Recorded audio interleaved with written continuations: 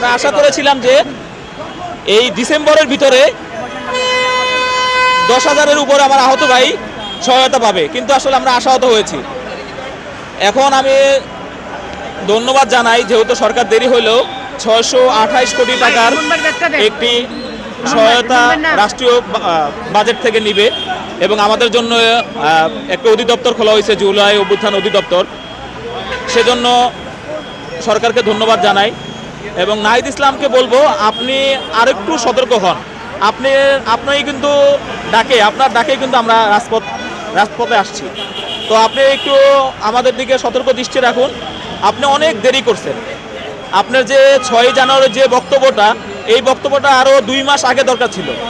আপনি অনেক দেরি করে ফেলছেন এই বক্তব্যটা দিতে। 2 মাস আগে যদি আপনি দিতেন, তাহলে এতটুকু দিনে আমরা অন্ততপক্ষে এই সহায়তাগুলো পাইতাম এবং আমাদের এই সেলটাও, জুলাই অভ্যুত্থান সেলটাও গঠন হয়ে যেত সম্পূর্ণভাবে এবং অধিদপ্তরটাও গঠন হয়ে যেত এবং রাষ্ট্রীয় কোষাগার থেকে আমার অনেক ভাই সহায়তা পেত। অনেক ভাইকে ঢাকা শহর বাসা ছেড়ে গ্রামে পাড়ি দিতে হতো না, অনেক ভাইকে সুদের উপরে ঋণ নিতে হতো না। তো আপনারা, আমি চাইবো খুব দ্রুত সময়ের ভিতরে যে প্রক্রিয়াগুলোর কথা আমাদেরকে বলছেন তা বাস্তবায়ন করবেন এবং আমরা যে সচিবালয়ে যে 7 দফা দাবি দিয়েছিলাম, ওই 7 দফা দাবি সম্পূর্ণভাবে বাস্তবায়নের আপনারা চেষ্টা করবেন সর্বোচ্চ, এটা আমরা আশা করি। স্প্রিন্টারের গুলি আজকে আমাদের জন্য যদি ঘোষণা দেওয়া হয় 4 লাখ টাকা, 3 লাখ টাকা, 2 লাখ টাকা, 1 লাখ টাকা, তো আমাদের কাছে খুবই দুঃখের এবং কষ্টে আমরা এইভাবে টাকা চেতে হবে রাস্তায় এসে, এইভাবে রাষ্ট্রের কাছে আমাদেরকে বলতে হবে। আমরা কখনো কল্পনা করিনি, যখন আমাদের এই বিবেচনাগুলো ঠিক মতন করছে না, যখন আমাদের এই আর্থিক সহায়তাগুলো ঠিক মতো হচ্ছে না, তখন আমাদের ভাইরা একত্রিত হয়ে তাদের দাবি দেওয়া পেশ করার জন্য আজকে মানববন্ধনে হাজির হয়েছিল আমাদের সহযোদ্ধা ভাইরা। আমাদের দাবি একটাই ছিল যে আমাদের কাছে যে চিকিৎসা, যে পুনর্বাসন, যে আর্থিক সহায়তা, এগুলো খুবই নগণ্য মনে হয়েছে। আমরা কল্পনা করতে পারিনি যে আমাদের জন্য 4 লাখ টাকা বরাদ্দ করবে, 3 লাখ টাকা বরাদ্দ করবে। আমরা 4 মাস 5 মাসে মেডিকেলে থাকাকালীন আমাদের বিভিন্ন ভাইয়েরা দেনা, বিভিন্নভাবে লোন, বিভিন্নভাবে এইভাবে করতে করতে ভাই 4 মাসে একটা মানুষের স্বাভাবিক খরচ আছে 3-4 লাখ টাকা। আপনারা একটু বিবেক করে দেখবেন, এই বিবেকের উপরে সবকিছু। 4 লাখ টাকা, 3 লাখ টাকা, 2 লাখ টাকা ভাই কাদের উপরে আলোচনা করে, কাদের সাথে আলোচনা করে এরকম একটা ঘোষণা দিল, আমরা মর্মাহত।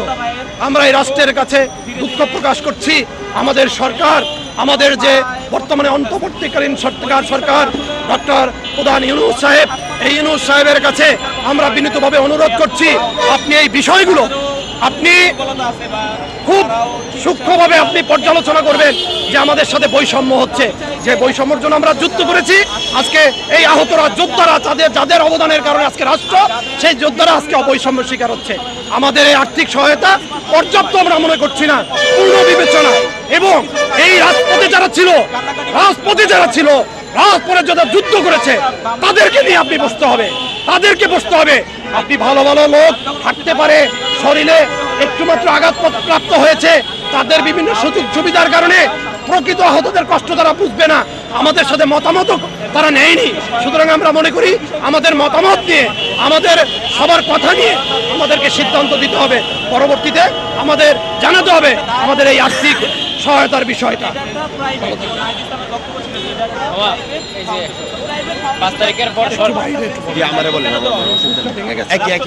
আমরা দেখেছি অনেক বড় বড় গণমাধ্যম, তারা তাদের সঠিক প্রতিবেদন, সঠিক খবর প্রচার করতে ভয় পেয়েছেন।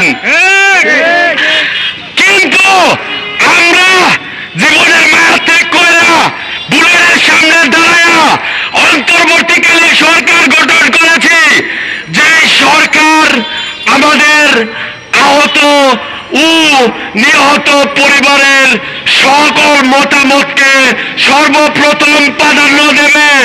কিন্তু তা না, আমরা দেখছি আমাদের আহত ভাইয়েরা এখনো হাসপাতালে উন্নত চিকিৎসার অভাবে কাতরাচ্ছে। আমি অন্তর্বর্তীকালীন সরকারকে বলতে চাই, বাংলাদেশের প্রত্যন্ত অঞ্চলের আহত ব্যক্তিরাদেরকেও আপনারা উন্নত চিকিৎসার ব্যবস্থা করতে হবে। পাশাপাশি যারা জুলাই আগস্টে আন্দোলন করতে গিয়ে যাদের পরিবারের লোক শহীদ হয়েছে, তাদের খোঁজ খবর রাখতে এবং যারা জুলাই আগস্টে আন্দোলন করতে গিয়ে চোখ হারিয়েছেন, পাও হারিয়েছেন, হাত হারিয়েছেন, তাদের দ্রুত পুনর্বাসন করতে হবে। যারা জুলাই আগস্টে আন্দোলন করেছে তাদেরকে রাষ্ট্রীয়ভাবে 2024-এর যুদ্ধ ঘোষণা করতে হবে। সম্মানিত সাংবাদিক ভাইয়েরা, আমি আমার বক্তব্য সংক্ষিপ্ত করতে চাচ্ছি। আপনাদেরকে সর্বোপরি বলতে চাই, এই অন্তর্বর্তীকালীন সরকার যারা আমাদের ভাইদেরকে গুলি করে আগুন দিয়ে পুড়িয়ে হত্যা করেছে, তাদের বিচার এই অন্তর্বর্তীকালীন সরকার না করা পর্যন্ত কোনো প্রকার নির্বাচন নিয়ে আলাপ বা সংলাপ করতে পারে না। আমাদের ভাইদের হত্যার বিচার এই অন্তর্বর্তীকালীন সরকার করতে হবে, কেননা আমাদের ভাইদের জীবনের বিনিময়ে আজকে তারা অন্তর্বর্তীকালীন সরকার।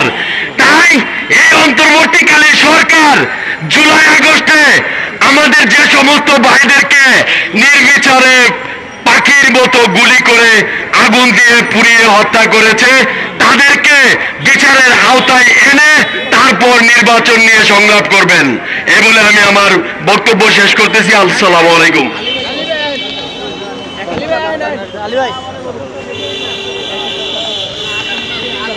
বিসমিল্লাহির রহমানির রহিম।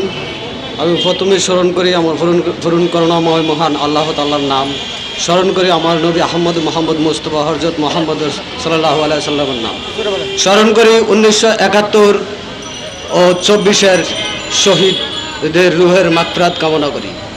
স্মরণ করি 1971 ও 24-এর যোদ্ধা আহত ভাইয়ের অন্তরস্থল থেকে আমি আমার আন্তরিক অভিনন্দন জানাই। ভাই, আমাদের বলার অনেক কথা আছে, বলার জায়গা নাই। এটাই আমাদের দেশের নিয়ম। আমাদের দেশে বর্তমান যে বিশৃঙ্খলা সৃষ্টি হয়েছে, এর জন্য আমাদের সরকার দায়ী না, এর জন্য আমরা নিজেরাই দায়ী। কেননা আমাদের দেশে উচ্ছৃঙ্খলের কোনো অভাব নাই। আজ দেখুন, আমরা 19 জুলাইয়ের যে শুরু করছি, 5 আগস্টে যে শেষ করছি, এই শেষের মাধ্যমে যদি আমরা আমাদের বুক পেতে তাজা রক্ত ঢেলে না দিতাম, আজকে যারা ক্ষমতার চেয়ারে বসছেন এরা হয়তো বসতে পারতো না।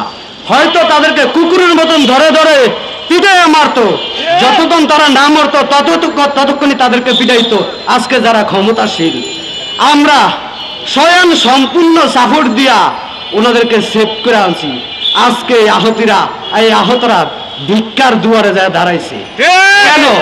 আহতরা কি অপরাধ করছে? আহতরা কি আপনাদেরকে সাপোর্ট দিয়ে কোনো ভুল করছে? আহতরা আজকে আপনার মতন ভিক্ষা চাইতে হয় কেন? তারা কি দোষ করছে? তা আমি বলতে চাই, ভাই, এই দেশের সমাজটা আমাদের মতো কিছু মানুষ নষ্ট করছে। তা আমি বলতে চাই, সে সকল ভাইরে, আসুন আপনারা শপথ করুন, আপনারা ভালো হন। আমাদের দেশটা সুন্দর করার আমরাই অঙ্গীকার নিব, অন্য বাইরের কেউ না। আমাদের আহত যোদ্ধারা আজও রাজপথে দাঁড়ায়। কেন দাঁড়ায়? কিসের জন্য দাঁড়ায়? এই প্রশ্নের জবাব আপনাদের কাছে। আমাদের দেশে সারা দেশে আপনার সমন্বয়ক বানানো হয়েছে। সমন্বয়ক আর জানি না যে কোন এলাকায় কয়জন আহত যোদ্ধা আছে, কোন এলাকায় কয়জন শহীদ পরিবার আছে, তারা তাদের নামও জানে না, তারা তাদের ঠিকানাও জানে না। আমাদের তারাই যদি না জানে, সরকার জানবো কিভাবে? সরকার জাগরে দায়িত্ব দিছে জানার জন্য, জানে তারা সরকারকে জানাইব, তো তারাই জানে না, তো সরকার কিভাবে জানবো? এই ব্যর্থতা সরকারের না, এই ব্যর্থতা আমাদের।